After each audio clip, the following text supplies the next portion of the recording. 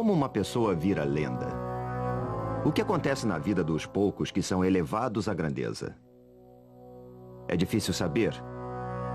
Mas em toda a história, há apenas um pequeno número de figuras que realmente se sobressaíram. E nenhuma é tão brilhante quanto Napoleão Bonaparte.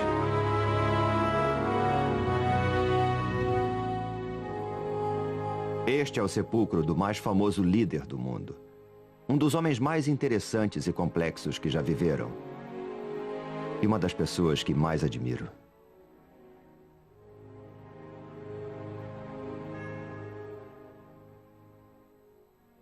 Napoleão Bonaparte está enterrado aqui. Há mais livros escritos sobre Napoleão do que sobre qualquer outro homem. Mas ninguém fica famoso assim só porque foi um grande general. Ele era um gênio. Interessava-se por tudo. Arte, literatura, matemática. Sabe como são numeradas nossas casas? Números pares de um lado da rua, números ímpares do outro? Foi ideia de Napoleão. Apesar de toda a sua fama, houve um ano misterioso em sua vida sobre o qual não se sabe muita coisa. E foi quando o jovem general se transformou em Napoleão o Grande. Foi o ano que mudou o mundo.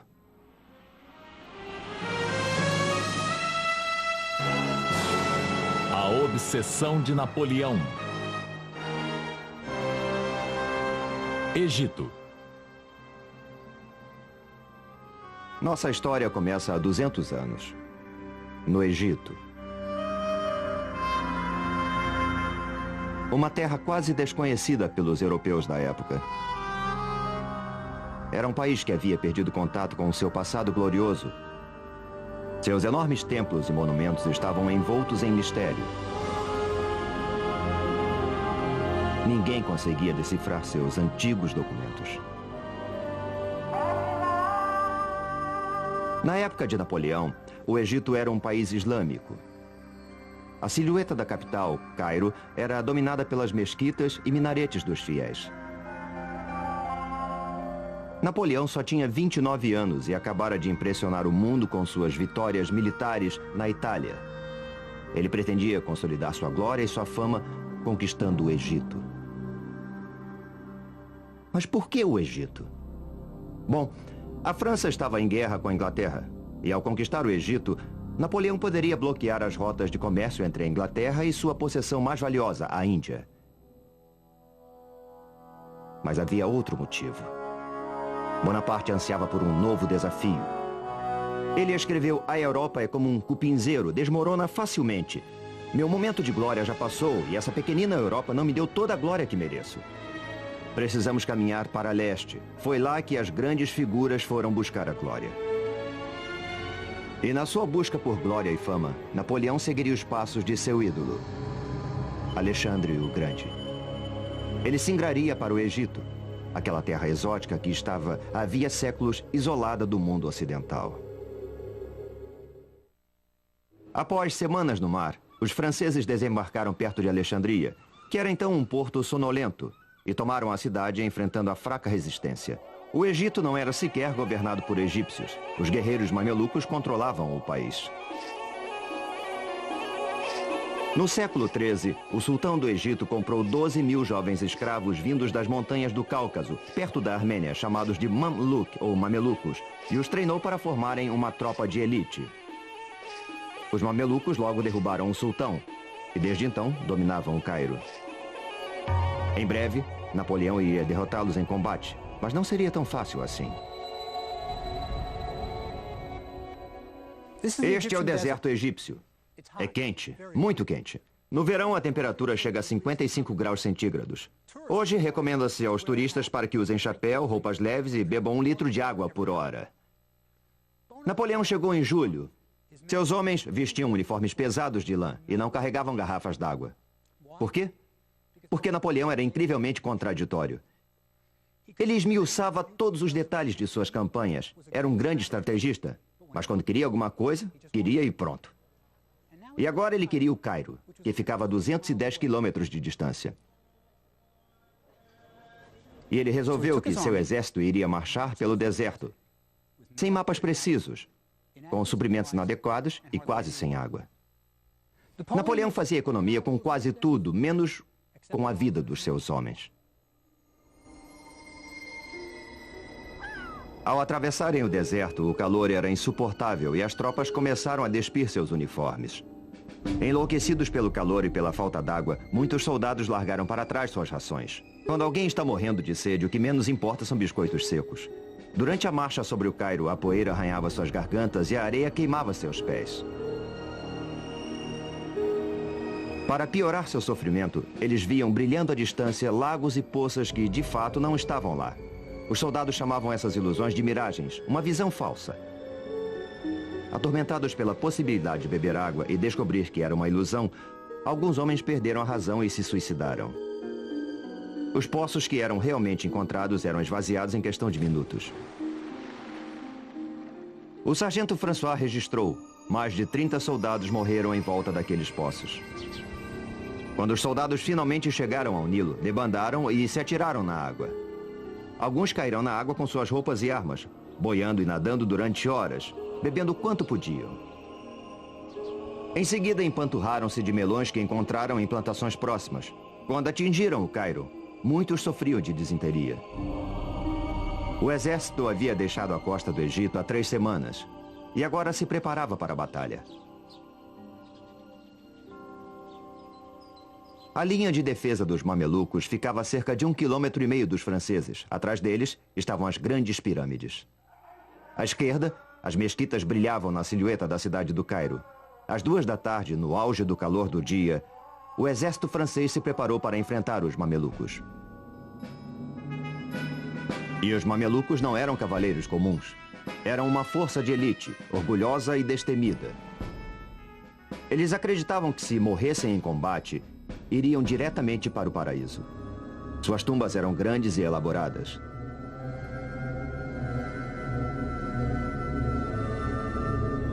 Napoleão deu ordens para que suas divisões se colocassem em formação quadrada, tradicional.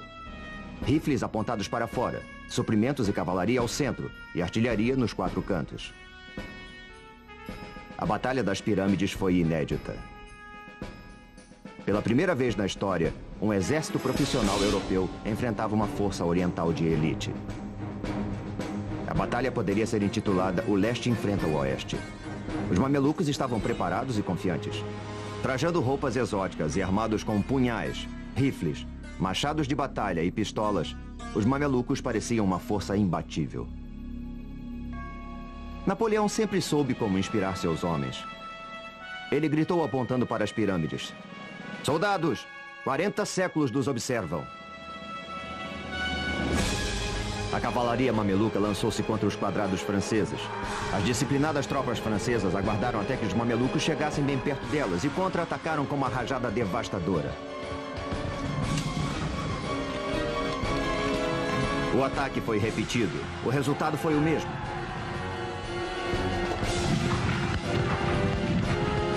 Os cadáveres dos mamelucos cobriram o campo de batalha. Os despojos pertencem ao vencedor e os soldados franceses estavam decididos a pilhar. Eles limparam os mamelucos caídos de suas joias, ouro, prata e recolheram suas belas armas. Era o prêmio que recebiam por tudo que tinham sofrido. As coisas pareciam ir muito bem. Napoleão havia conquistado o Egito. Bem, Bonaparte havia capturado o Cairo e seus oficiais logo ocuparam os palácios abandonados pelos mamelucos, às vezes herdando até seus haréns. De certa forma, o Cairo de 200 anos atrás era composto por 2 cidades. Havia o Cairo das multidões, lotado de bazares atraentes que ofereciam produtos exóticos de todo tipo, de incenso à mirra. Os artesãos faziam cestos, tapetes, cerâmica. Os soldados franceses ficaram fascinados com os mercados cobertos e trocavam os botões de suas túnicas por mercadorias. Além dos badulaques ao mesmo tempo estranhos e maravilhosos do bazar, havia o mercado de escravos, onde, pelo valor de 1 mês de salário, você podia comprar uma jovem escrava. E havia também o glorioso Cairo dos mamelucos, cujos misteriosos palácios eram cheios de quartos secretos.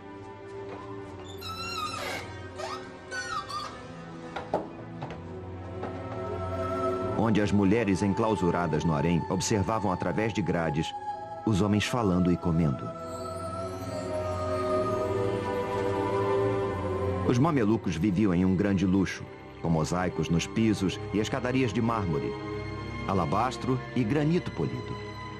Havia um banheiro em cada andar e as janelas eram de vidro. Napoleão ocupou a casa de um dos mamelucos que haviam fugido do Cairo. Mas havia mais do que palácios e luxo. Napoleão teve que enfrentar o fato de que os egípcios, pobres ou ricos, eram unidos por uma única coisa: uma devoção total por sua religião, o islamismo. E Bonaparte, que era pragmático, anunciou: eu não sou cristão e meu exército e eu queremos nos converter ao islamismo. Foi uma atitude muito louca. É como se o presidente dos Estados Unidos chegasse ao Cairo e anunciasse que ele e toda a sua comitiva iriam abraçar o Islã. É incrível. Mas é claro, é preciso lembrar que Napoleão acabara de vivenciar a Revolução Francesa. Ele era um radical e dizia coisas que nenhum outro general no mundo ousaria dizer. Mas havia um certo problema com a conversão em massa. Os islamitas não bebem álcool e todos os homens são circuncidados. Duas propostas que não eram exatamente do agrado dos soldados franceses. Com o exército acampado no Cairo, Napoleão deve ter ficado feliz. Ele acabara de derrotar os mamelucos e era o dono do Egito. Mas foi então que ocorreu um desastre.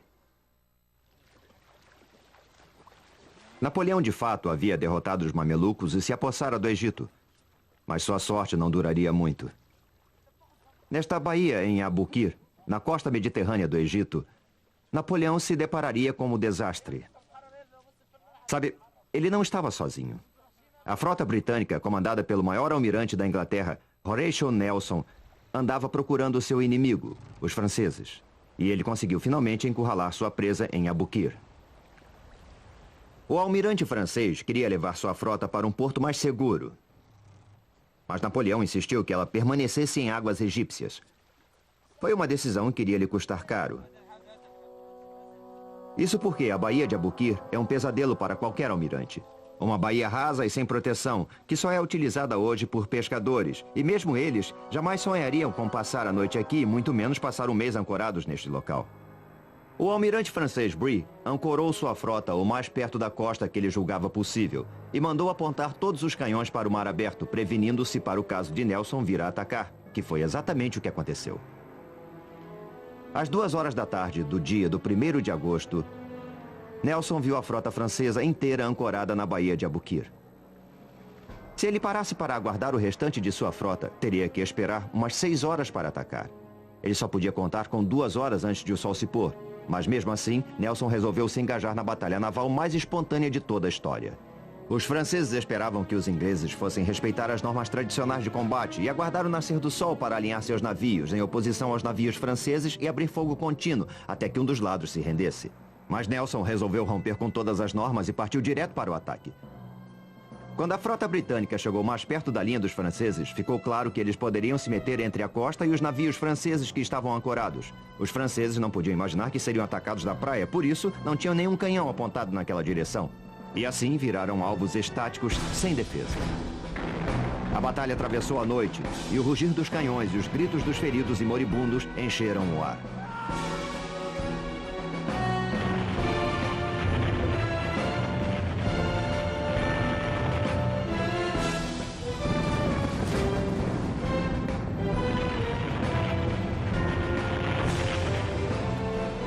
O Orient, que era o maior navio do mundo com 120 canhões, estava prestes a perecer.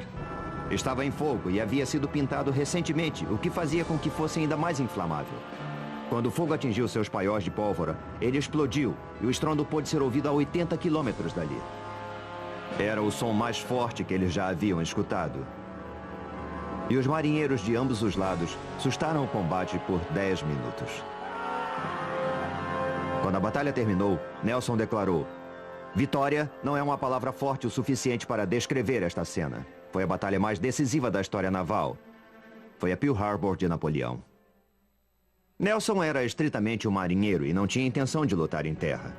Ele destruíra os navios de guerra de Napoleão e a partir de então seria difícil para os franceses receber suprimentos ou reforços de tropa da França. Ele comentou secamente: "O exército deles está numa enrascada e não vai conseguir sair dela." E ele zarpou dali, deixando os franceses encalhados no Egito.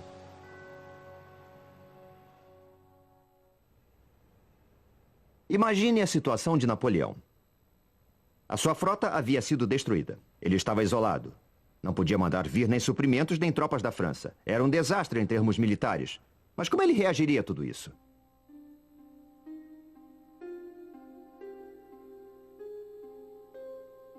Ele funda um instituto de estudos científicos no Egito. Ele não é um soldado como os outros.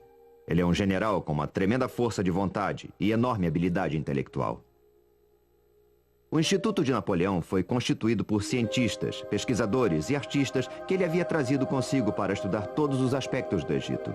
Um dos favoritos era Vivant Denon, o artista que ajudou Napoleão a levar a arte italiana para a França durante a campanha da Itália. Aos 55 anos, Denon era um dos membros mais velhos da campanha do Egito, mas não se importava com as balas zunindo sobre sua cabeça enquanto fazia esboços dos templos. E havia também o general Caffarelli, que comandava o batalhão de engenharia. Ele havia perdido uma perna lutando na Alemanha e andava por todo lado com uma perna de pau. Napoleão gostava de sua animação e levava Caffarelli para onde fosse. Na primeira reunião do Instituto, Napoleão, que era o vice-presidente, sugeriu assuntos para pesquisa, tais como: haverá formas de melhorar o pão? Era o francês falando. Haverá matéria-prima para a pólvora no Egito? Era o soldado falando. Como podemos melhorar o sistema legal do Egito? Era o filósofo falando. Mas os cientistas podiam escolher o que investigar, e mesmo os mais tímidos preferiam explorar as pirâmides a estudar fornos de pão. Fundado o Instituto, Napoleão estava agora pronto para visitar as pirâmides. E certamente mostraram a ele uma múmia, como fazem com todos os turistas. Quando Bonaparte visitou as pirâmides, ele deve ter se impressionado. A Grande Pirâmide era 2 vezes mais alta que o mais alto prédio da França. Até a construção da Torre Eiffel, ela era a construção mais alta do mundo. Napoleão mandou que alguns de seus soldados escalassem a Grande Pirâmide, mas ele ficou na base. Com sua ativa mente matemática, ele calculou de cabeça que as pedras contidas nas 3 grandes pirâmides seriam suficientes para erguer um muro de 1 metro de espessura e 3 de altura, cercando toda a França. Enquanto Napoleão sonhava em construir um Império Oriental, seus problemas se avolumavam em Paris. Estava para estourar um escândalo que o atormentaria pelo resto de sua vida.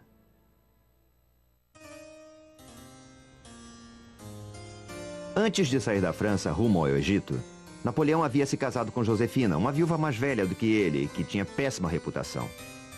Logo que ele chegou ao Egito, Josefina começou a confirmar sua reputação de gastadeira e boa vida. Ela gastava o dinheiro de seu marido como se fosse água. Comprou Malmaison, um castelo nos subúrbios de Paris, e passou a mobiliá-lo em alto luxo. Ela era indiscreta. Exibia-se em Paris com uma série de rapazes elegantes. O povo começou a falar. Napoleão preferiu ignorar as cartas que chegavam a ele, acusando-a de infidelidade, tentando negar o óbvio. Napoleão entendia muito bem de homens. Ele conseguia que eles fizessem tudo o que ele queria. Mas quando chegava a vez das mulheres, ele ficava perdido. Não fosse assim, ele jamais teria se casado com Josefina. Napoleão teve finalmente que reconhecer a realidade da infidelidade de Josefina. Aborrecido com as travessuras de Josefina, Napoleão logo encontrou guarida nos braços de Pauline Fourré, que tinha 20 anos e era casada com um de seus tenentes. O tenente Fourré foi transferido para Paris e Pauline mudou-se para uma mansão vizinha de Napoleão. Enquanto o amor florescia entre o casal, o Instituto Científico iniciou seus estudos sobre o Egito. O artista Denon ficou maravilhado com a visão da esfinge e escreveu: embora suas proporções sejam colossais, os contornos que foram preservados são tão graciosos quanto puros. A expressão da face é gentil, graciosa e serena. A boca, com lábios grossos, tem uma curva sensual e um acabamento realmente admirável. É como se ela estivesse viva. Denon queria ver o restante do Egito e acompanhou o exército francês que perseguia os mamelucos ao sul. Ele seria o primeiro europeu a fazer imagens dos monumentos do sul que remontam ao passado remoto do Egito. Ele teria sorte de se maravilhar com os grandes templos, em Karnak e em Luxor.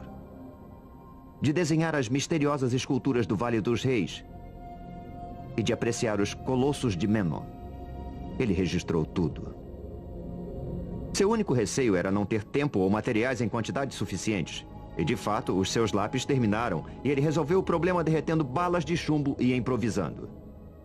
Em inglês, a expressão lápis de chumbo persiste até hoje. Encantado com as antiguidades do Egito, Denon sempre pedia aos soldados mais tempo para desenhar os templos e as tumbas. Ele foi o primeiro artista profissional a entrar no Vale dos Reis, o lendário local de sepultamento dos faraós do Egito. Denon nunca havia visto uma paisagem semelhante. Um vale isolado de uma brancura que brilha ao sol, completamente estéril, e com o que pareciam ser cavernas cavadas nas encostas cheias de detritos. As tumbas dos reis ficavam lá dentro. Ele quase se desesperou tentando registrar as pinturas das tumbas com suas cores vibrantes. Como é possível abandonar estas preciosidades sem fazer um registro delas? Como retornar sem um desenho para mostrar? Eu implorei por um quarto de hora. Me deram 20 minutos. Uma pessoa segurava uma fita métrica sobre cada objeto para qual eu apontava, e eu pude terminar minha tarefa com graça e perfeição. Denon não era o único cientista que trabalhava no Vale dos Reis na ocasião. 2 dos membros mais jovens do Instituto, René de Villiers e Prosper Gelois, estavam lá também, aproveitando-o ao máximo.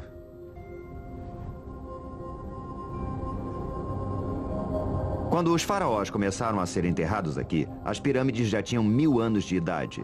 Eram monumentos muito antigos. Por isso, os reis do Egito escolheram um local sob uma pirâmide natural, para que ela velasse por suas tumbas.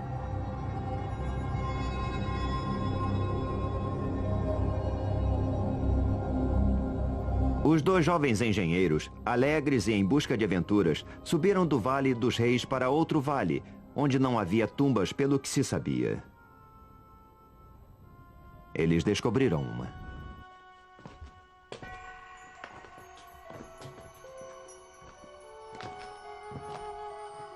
Depois de se espremer por passagens descendentes, eles chegaram a um canal profundo, projetado para proteger a tumba da água, caso chovesse, o que era raro. E lá eles se depararam com o dono da tumba. Mas eles não sabiam quem era ele. Ainda decorreriam 20 anos antes que se pudesse decifrar os hieróglifos e ler os nomes. Nossos jovens amigos haviam descoberto a tumba de Amenhotep III, um dos maiores reis do Egito. Foi ele quem ergueu alguns dos mais importantes monumentos do Egito. Eles tão pouco sabiam que Amenhotep reinou por 28 anos. Tempo bastante para construir uma enorme tumba. Eles exploraram os salões cheios de pilastras. Salas laterais cheias de mistério e pinturas mágicas nas paredes. Chegaram, por fim, à câmara fúnebre, onde encontraram o sarcófago violado. Mas Amenhotep não estava lá. Ladrões de tumbas do passado já haviam estado ali há milhares de anos.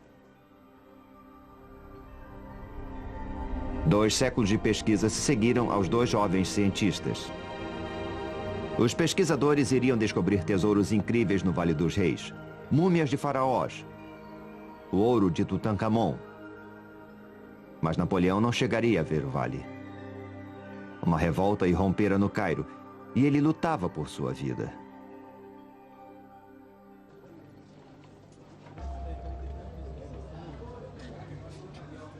Assim como hoje, os egípcios se reuniam nas casas de café do Cairo para fumar e beber o forte café turco. Nem pensar em leite por aqui. A conversa era sempre sobre política e sobre a invasão francesa, mas os sussurros eram de revolta. Napoleão começava a perder controle sobre a cidade. Durante o tempo todo, Bonaparte tentou convencer os egípcios de que ele era um islamita, como eles, amigo deles e seu libertador. Eles nunca acreditaram nele. Além disso, os impostos que ele impusera para financiar seu exército os asfixiavam. E ainda havia outros problemas. Um escritor árabe da época anotou: a presença dos franceses no Cairo era intolerável. Especialmente quando os egípcios viam suas próprias mulheres e filhas caminhando pelas ruas sem véus, parecendo serem de propriedade dos franceses, com quem eram vistas em público e com quem dormiam. Perante esses fatos, os islamitas morriam de vergonha. A revolta começou a ferver.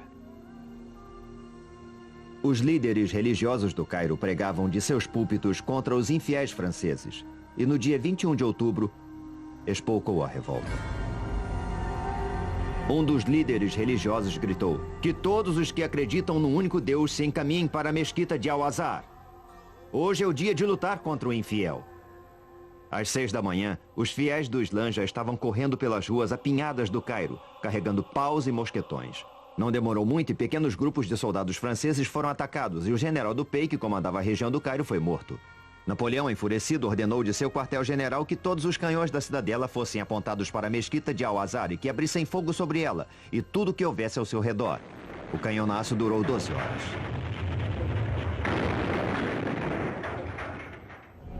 Um árabe relembrou: o bombardeio foi tão terrível que as pessoas corriam para as ruas e se escondiam em buracos. Finalmente, os egípcios escondidos na mesquita se entregaram. As cicatrizes do bombardeio podem ser vistas até hoje. Mas foi nesse episódio que Napoleão realmente se excedeu. Seus soldados entraram a cavalo na mesquita. Isso é insuportável. Você não entra numa mesquita nem de sapatos. Nenhum islamita permitiria isso. Assim como a revolta do Cairo terminou, acabaram-se também todas as chances de Napoleão vir a ter qualquer apoio islamita. Quando os cheques procuraram Napoleão no dia seguinte, ele se dispôs a perdoá-los.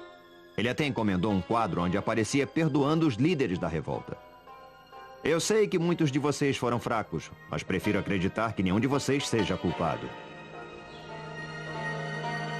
Mas quando os cheques saíram, Napoleão ordenou que todos os que haviam participado da revolta fossem presos e levados para o quartel-general do exército na cidadela. Lá, em segredo, de madrugada, os rebeldes foram decapitados e seus corpos lançados ao Nilo. Napoleão estava aprendendo a se comportar como um ditador oriental.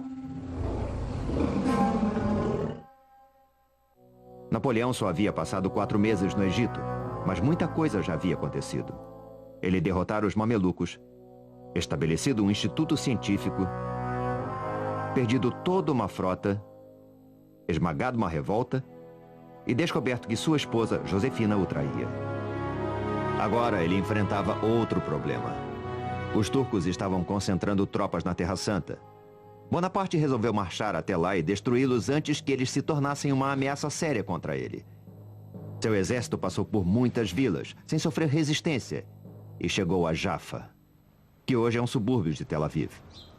Por trás dos muros da cidade, 3.000 soldados turcos uniram-se aos cidadãos para resistir. Napoleão bombardeou a cidade com tudo o que tinha. Finalmente, ele enviou emissários para negociar as condições da rendição. Mas os turcos mataram os emissários e mostraram suas cabeças do alto das fortificações. Quando as tropas francesas conseguiram, por fim, tomar a cidade, foram à loucura. Napoleão anotou em seu diário: a fúria dos soldados estava no seu auge. Todos foram mortos na espada. Ao ser saqueada, a cidade experimentou os horrores de ser arrasada. O massacre foi terrível.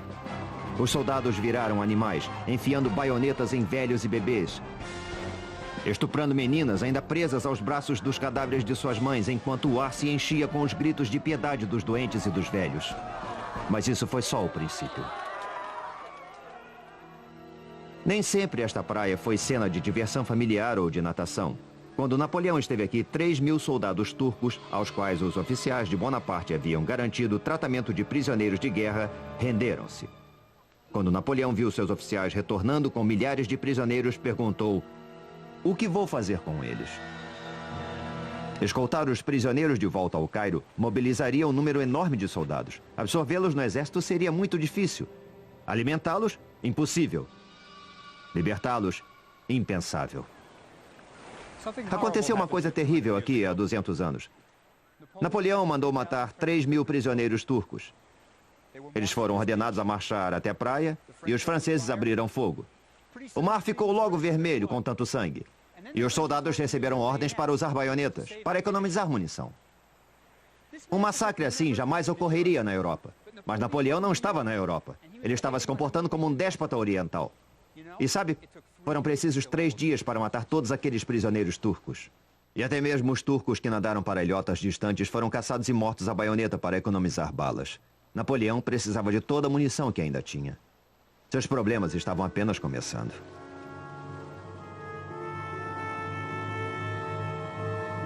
Quando Napoleão penetrou na Terra Santa, a peste estava a toda força e ele perdia dezenas de soldados a cada dia.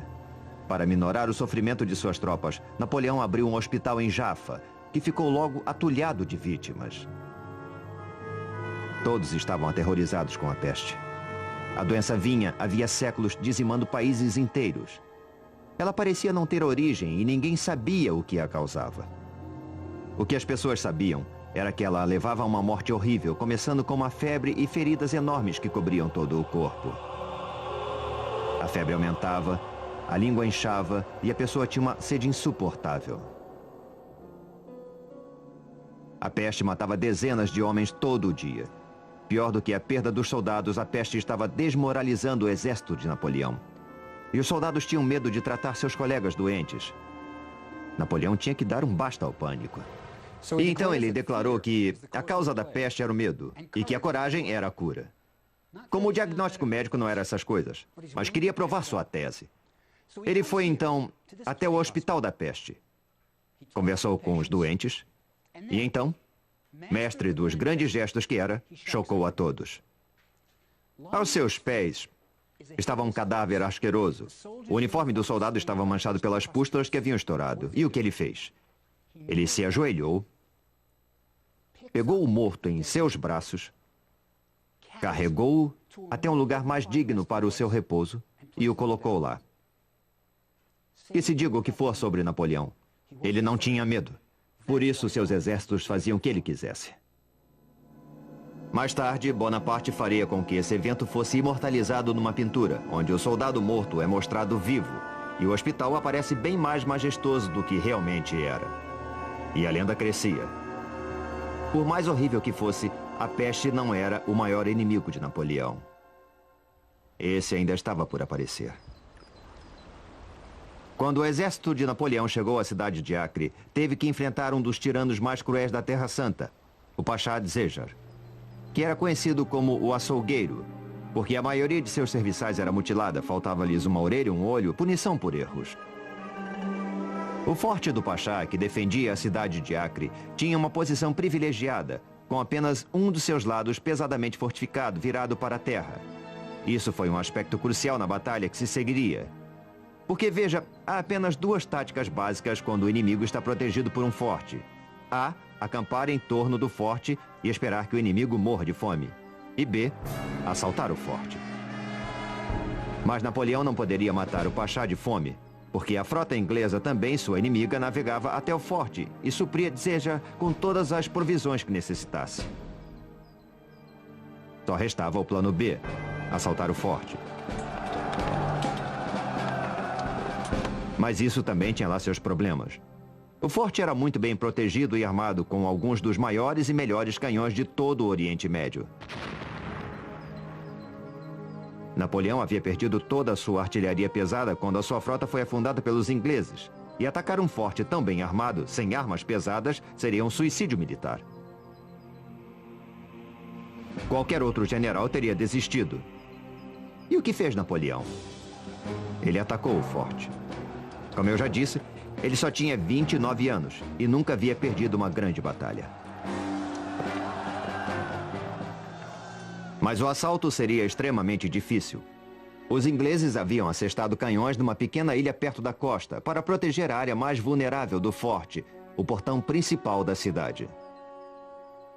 O auxiliar capenga de Napoleão, Caffarelli, percebeu logo que eles deveriam atacar o lado do forte oposto aos canhões ingleses. E ele decidiu atacar uma torre de canto.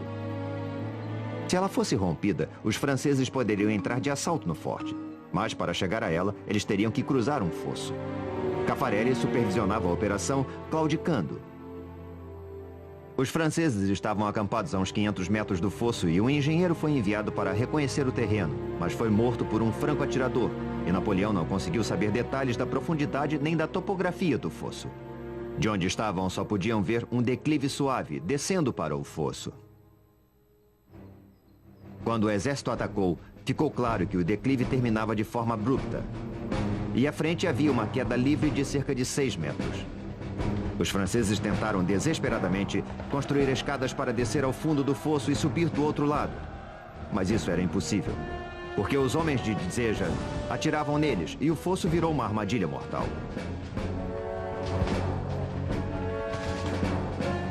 Napoleão odiava situações de sítio porque as tropas eram forçadas a atacar uma pequena área. Ele gostava de batalhas que envolvessem movimentos de tropa, onde sua estratégia genial pudesse ser utilizada. O sítio não era o seu esporte predileto. E suas tropas começavam a ficar sem munição. Ele mandou imprimir uma ordem do dia especial, encorajando seus homens a penetrar no campo de batalha e recuperar balas de canhão. Cada homem era pago de acordo com o tamanho da bala de canhão que ele conseguisse recuperar. Alguns soldados com espírito empreendedor construíram uma fortificação falsa na praia, na esperança de que o Pachá ou os ingleses atirassem nela com seus grandes canhões, porque era mais fácil cavar as balas enterradas na areia e eles recebiam o dobro pelas balas grandes. O dinheiro extra era muito bem-vindo, pois havia meses que eles não recebiam seus soldos. Apesar de todos os esforços de Napoleão, a cidade de Acre não caía e chegou a notícia de que mais tropas turcas estavam se preparando para invadir o Egito. Napoleão teve que desmontar sua tenda e escapar na escuridão da noite. Ele acabara de sofrer sua primeira grande derrota em combate. Mas se você lesse a mensagem que ele enviou ao Cairo, jamais saberia disso. Arrasei o palácio de Dzéjar e as fortificações de Acre. Bombardeei a cidade com tal intensidade que não sobrou pedra sobre pedra. Exemplo perfeito de redução de perdas. O forte continua lá até hoje na costa de Israel.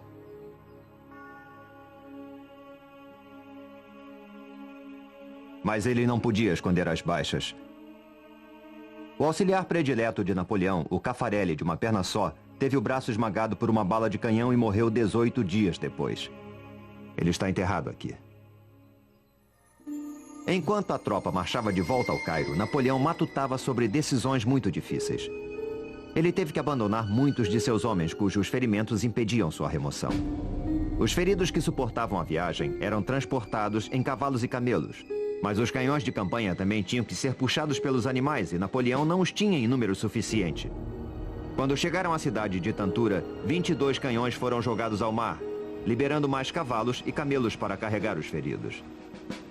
Um cirurgião chamado Larrey inventou uma ambulância sobre um cavalo. Napoleão caminhava.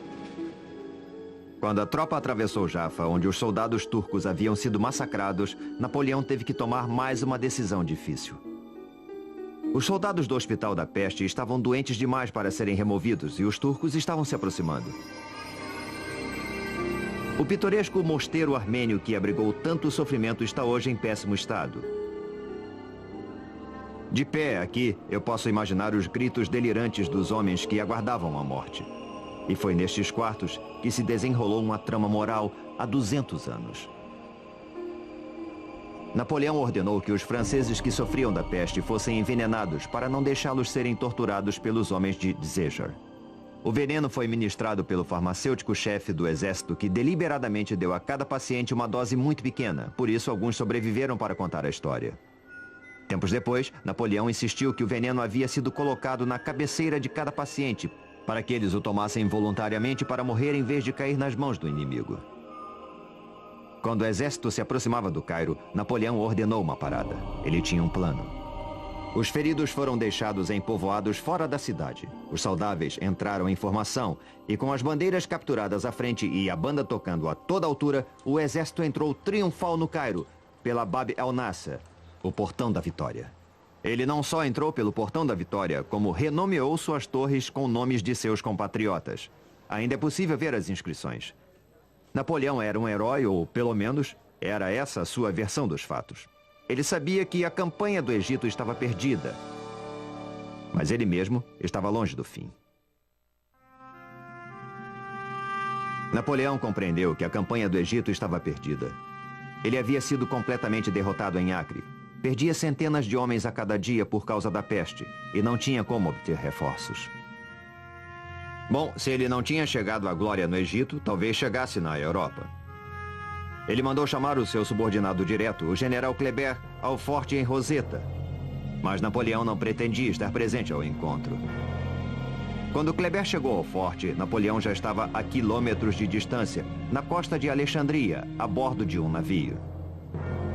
Ele iria abandonar o Egito para sempre. Ele não disse nada a Pauline, sua amante. Não contou ao exército. Não disse nada nem ao seu subordinado direto, general Kleber. Eu acho que ele não queria ficar frente a frente com Kleber. Ao invés disso, ele deixou um pacote que continha uma carta. Essa carta revela muito sobre o caráter de Napoleão. Aqui ele diz que notícias que recebera da Europa haviam forçado sua ida à França. E aqui embaixo ele diz: eu sofro ao ter que deixar meus soldados de quem tanto gosto, mas vai ser uma separação temporária. Boa sorte. Pobre Kleber.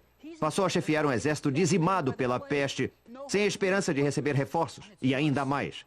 Napoleão ordena que os impostos sejam cobrados e que prossigam as vitórias militares. Napoleão conseguira de novo. Ele deu uma aparência positiva ao seu próprio desastre militar. E o truque funcionou. Bonaparte voltou a Paris, não como um general derrotado que abandonara um exército dizimado. Ele voltou como um herói. Ele mandou que fossem cunhadas medalhas que o mostravam como libertador do Egito. E passou a comemorar vitórias que nunca existiram. Numa das medalhas, ele aparecia entrando no Egito como um imperador romano, numa carruagem puxada por 2 camelos. Bobagem total. Ele perdera a metade de seu exército, mas todo mundo acreditava na versão dele. Em poucas semanas, ele governava a França.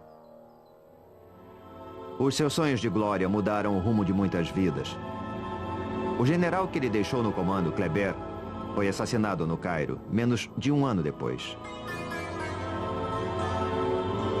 O exército continuou a ser dizimado pela peste e finalmente se rendeu aos ingleses em 1801.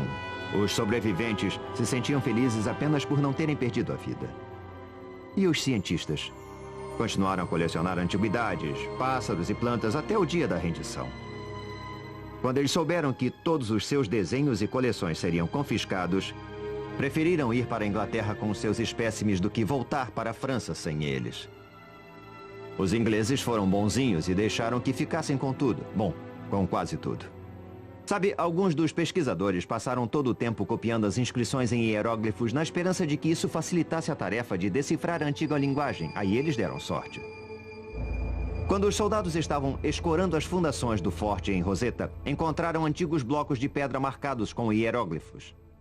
Um desses blocos, uma pedra grande, tinha inscrições tanto em hieróglifos quanto em grego arcaico. Eles sabiam que haviam encontrado uma coisa muito importante. Os ingleses não deixaram que os franceses ficassem com a pedra de Roseta e a levaram para a Inglaterra, onde está até hoje no Museu Britânico. 20 anos depois, um estudioso francês chamado Champollion, examinando a pedra de Roseta, conseguiu decifrar o código e ler os hieróglifos pela primeira vez em 2000 anos. E fica claro que os hieróglifos foram decifrados em decorrência da paixão de Napoleão pela glória. Foi o início da egiptologia moderna que talvez seja o maior legado de Napoleão. E Napoleão? Bem, se você se lembra das aulas de história, ele acabou se coroando imperador. Mas no fim, sua impaciência e autoconfiança acabaram com ele. Assim como na campanha do Egito, Bonaparte invadiu a Rússia sem ter se preparado para o clima. Nesse caso, temperaturas de inverno que congelavam. Ele perdeu mais de 250 mil homens. Foi no Egito que Napoleão provou o poder absoluto pela primeira vez. À sombra das pirâmides, ele entendeu que podia inspirar homens a realizar tarefas quase que sobre-humanas. Foi no Egito que um jovem general chamado Bonaparte transformou-se em Napoleão o Grande. Depois de sua derrota final em Waterloo, Napoleão morreu no exílio, mas sempre quis ser enterrado na França. 20 anos depois, ele finalmente teve o seu desejo realizado. Quando seu corpo foi trazido de volta a Paris, era inverno. A temperatura estava abaixo de zero. O corpo de Napoleão atravessou as ruas numa carruagem dourada, em forma de templo, decorada nas cores púrpura e ouro.